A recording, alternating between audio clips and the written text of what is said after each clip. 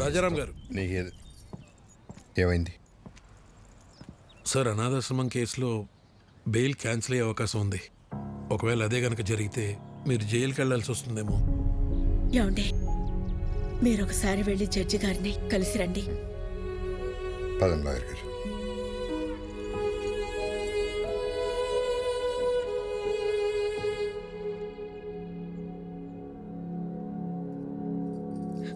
స్వామి, ఇంతవరకు నిన్నేమీ అడగలేదు.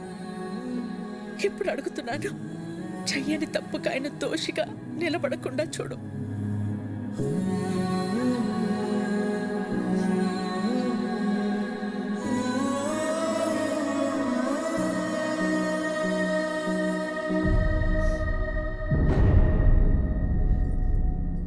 కనపడకుండా కన్నీళ్లు దాచగలవు, కానీ ఆ కళ్ళలో బాధ దాచలేవు. ఏం లేదు విక్కీ. ఇంకా నన్ను దూరం చేయకపోతున్నా. అన్నయ్యకు తమ్ముళ్ళలా కాదు, తల్లి కొడుకులా అడుగుతున్నా. జీకే అన్నయ్య వెనకాల ఎందుకు పడుతున్నాడు? నువ్వు చెప్పకపోతే నా మీద ఒట్టుతున్నా. ఏం జరిగింది? ఆర్గానిక్ వ్యవసాయం, ఆర్గానిక్ ఫుడ్ ఇంపార్టెన్స్ గురించి ప్రజలకు అర్థమయ్యేలా చెప్పడానికి మీ అన్నయ్య గత 20 సంవత్సరాలుగా చేస్తున్న సేవల్ని గుర్తించి ఇండియన్ ఫుడ్ ఫోరం వాళ్ళు అవార్డుతో సత్కరించారు. సర్వే భవంతు నిరామయః. అందరికీ నమస్కారం. సేంద్రియ వ్యవసాయం గురించి, సాంప్రదాయ ఆహారం గురించి కొత్తగా నేను చేసింది ఏం లేదు. మన ఋషులు ఏనాడో రాసిపెట్టారు. అది మన దేశ సంపద. ఈ రోగాలు మన పచ్చని పొలాల్లో మొదలవుతాయి. ఆధునిక వ్యవసాయంలో మనం వాడుతున్న రసాయనాలు మనలోకే వచ్చి చేరుతున్నాయి. అందుకే మన బాడీలో బ్లడ్తో పాటు డిజీజెస్ కూడా ఓ పార్ట్ అయిపోయాయి. ఈ జనరేషన్ పిల్లలకు ఊబకాయలు, హార్మోనల్ ఇంబ్యాలెన్స్ వీటి వల్లే వస్తున్నాయి. మన ఆడపిల్లలు 10 ఏళ్లకే మెచ్యూర్ అవుతున్నారు. తల్లి అవడానికి ఎన్నో కాంప్లికేషన్స్ని ఎదుర్కొంటున్నారు. మన తల్లి ఆరోగ్యం పాడైతే నెక్స్ట్ జనరేషన్స్ పాడైనట్టే. స్వచ్ఛమైన ఆహారం, మంచి బంధాలు ఈ రెండే మనిషిని కాపాడతాయి. సర్వే జనా సుఖినో భవంతు. రాజారాం గారికి ఇండియన్ ఫుడ్ ఫోరం తరపున the best healthy food award ఇచ్చి సత్కరించుకోవడం మనందరి అదృష్టం. సరిగ్గా అదే సమయంలో ఎక్స్పోర్ట్కే కాదు, ఇండియాలో కూడా మ్యానుఫ్యాక్చర్ చేయకుండా ఉండాలని రికమెండ్ చేస్తున్నాను. మీ అన్నయ్య ఇచ్చిన రిపోర్టు వల్ల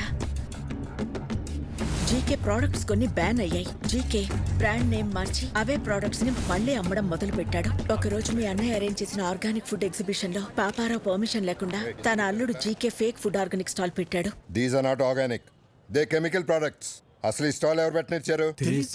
where is entry pass? Rajaram ఒక్క నిమిషం లేటుగా వచ్చేసరికి అబ్బాబ్బాబ్బా. మేనేజర్ చెప్పొచ్చు కదా, ఇది బయట వాళ్ళది కాదు, మన పాపారావు గారిదని. నీ కల్తీ మారలేదు, నువ్వు మారలేదు.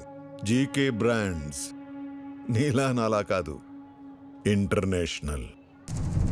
మీ అన్నయ్య జీకే ప్రోడక్ట్స్ లో ఉన్న కల్తీని మీడియా ముందు బయట పెట్టారు. పర్మిట్ చేసిన కెమికల్స్ ని ఎక్కువ మోతాదులో కలుపుతున్నారు. ఈ జీకే ఫుడ్స్ వల్ల ఎంతో మంది జీవితాలు కోల్పోతున్నారు. GK foods are dangerous. Say no to GK foods. Eat food, not chemicals. GK foods are bad. మీ అన్నయ్య ఇచ్చిన స్టేట్మెంట్ వల్ల జీకే షేర్స్ పడిపోయాయి. జీకే గ్రూప్ తో ఇంటర్నేషనల్ కొలాబరేషన్స్ ఆగిపోయాయి. ఎవిడెన్స్ నా దగ్గర ఉన్నాయి అన్న మీ అన్నయ్య మాటతో జీకేలో భయం మొదలైంది. దాంతో పాపారావుని హోటల్ మీదకి పంపించి మీ అన్నయ్యని బెదిరించాడు. భోజనం చేసే వాళ్ళని ఇలా అర్ధాకలతో లేపడం సంస్కారం కాదని నీకు తెలీదా? చూడు, మర్యాదగా జీకే ఫుడ్స్ గురించి నువ్వు ఇచ్చిన స్టేట్మెంట్ ను మాకొచ్చిన రాంగ్ ఇన్ఫర్మేషన్ వల్ల ఇచ్చానని ఒప్పుకుని మీడియా ముందుకెళ్ళి జీకే ఫుడ్ ఈస్ గుడ్ అని ఒక్క మాట చెప్పే, లేకపోతే చాలా కోల్పోతా. నేనెన్ని కోల్పోయినా నీ అల్లుడి విషయాన్ని మంచి ఫుడ్ అని ఎప్పటికీ చెప్పను. జనానికి జీకే విషమమ్ముతున్నాడని నువ్వు బాగానే తెలుసుకున్నావు, కానీ జీకేలో ఎంత విషముందో ముందు ముందు తెలుసుకుంటావు. ఆ టైంలోనే జనని పెళ్లి కుదిరింది. ఇంట్లో ఏ శుభకార్యం జరిగినా మన సుఖీభవ హోటల్ నుంచి అనాథాశ్రమానికి భోజనం పంపించడం మన ఆనవాయితీ. అలా పంపించిన భోజనం తిన్న పిల్లలు తీవ్ర అస్వస్థతకి గురయ్యారు. ఎలా జరిగిందో తెలియదు కానీ ఫుడ్ పాయిజనింగ్ జరిగింది. Sister, increase the oxygen line. Okay sir.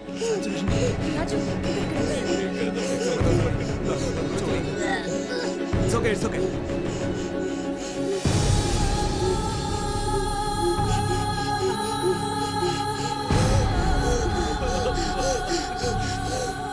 ఆ కారణం చూపించి అధికారులతో కుమ్మక్కై సుఖీభవ హోటల్స్ అన్నిటి మీద రైడ్ చేయించి నకిలీ సరుకులు తనే పెట్టించి సుఖీభవ హోటల్స్ మూతపడేలా చేశాడు. అనాథ పిల్లల అనారోగ్యానికి కారణమయ్యారని మీ అన్నయ్యని అరెస్ట్ చేయించాడు.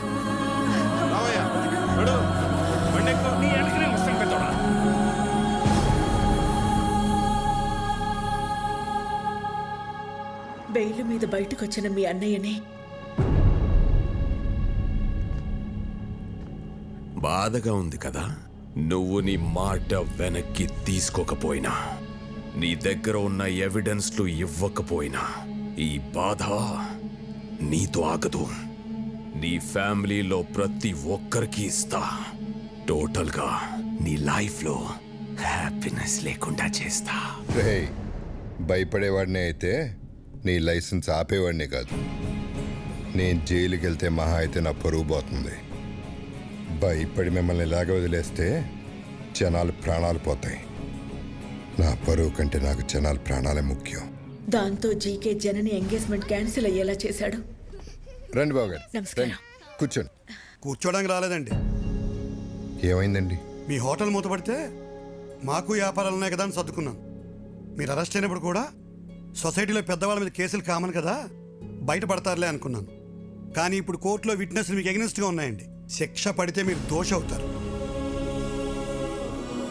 అందుకే ఈ ఎంగేజ్మెంట్ క్యాన్సిల్ చేస్తున్నా అని చెప్పడానికి వచ్చానండి. ఉంటాను.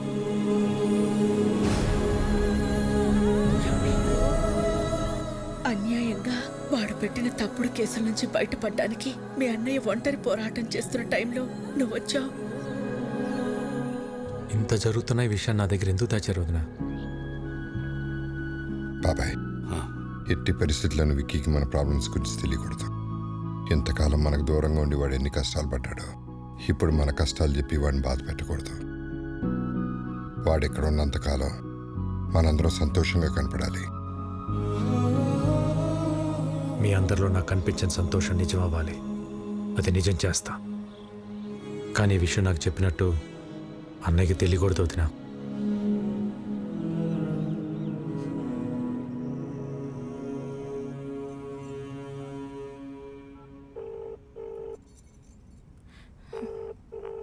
person you are calling is not answering. Please call again later. Person you are calling is not answering. Please call again. Phone lift చేయడు.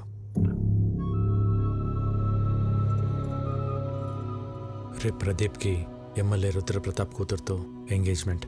వాళ్ళ నాన్న మాట మార్చుంటాడు గాని ప్రదీప్కి నేనంటే చాలా ఇష్టం. వాళ్ళ నాన్నకి భయపడి ఒప్పుకుని ఉంటాడు.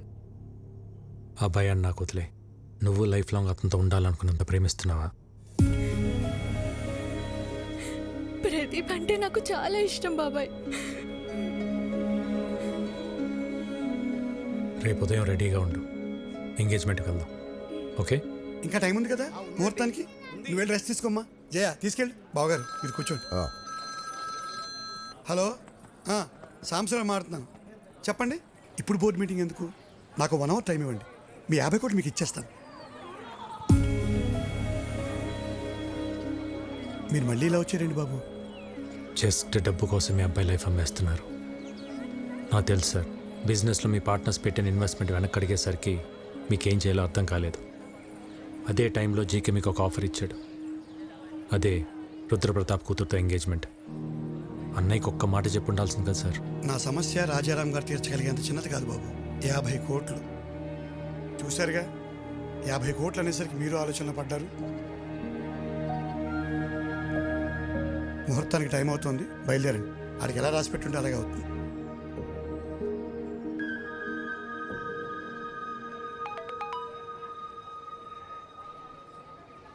$50 కోట్లు.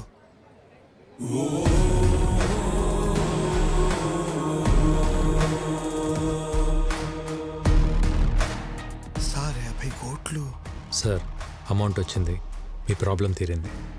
ఇక డీటెయిల్స్ ఎందుకు? బాబు టైం అవుతోంది, రండి లోపలికి. ఇక్కడ డబ్బు ఓకే, అక్కడ రుద్రప్రతాపు. నేను చూసుకుంటాను.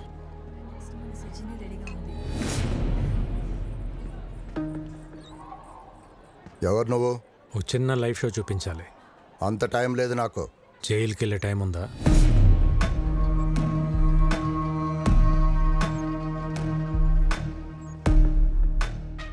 సిబిఐ ఆఫీస్లో నా మనిషి ఉన్నాడు. వాడి చేతిలో పెన్ డ్రైవ్ ఉంది. అయితే అందులో కొన్ని నిజాలున్నాయి.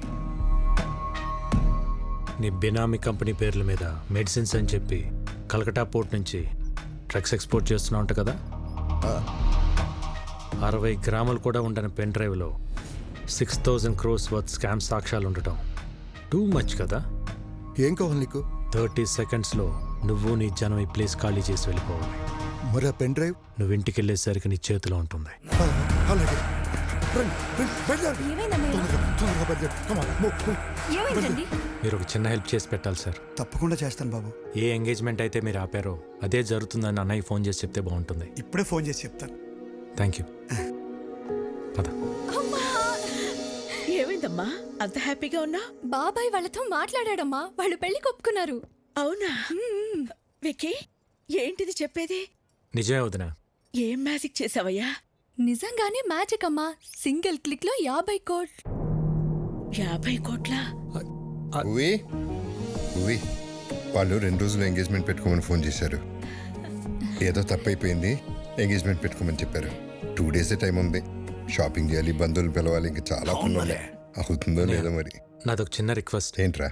ఎలానో ఇంట్లో పెళ్లి కదా, భైరవి వాళ్ళ ఫ్యామిలీని కూడా పిలుద్దామా? పిలవాలా, పెళ్లి కూడా చేయాలా? 1+1 ఆఫరా? నువ్వు ఆపరా, పోరా. నువ్వు పిలు విక్కీ, ఇందులో అడిగేదే ఉంది. థ్యాంక్స్ వదినా.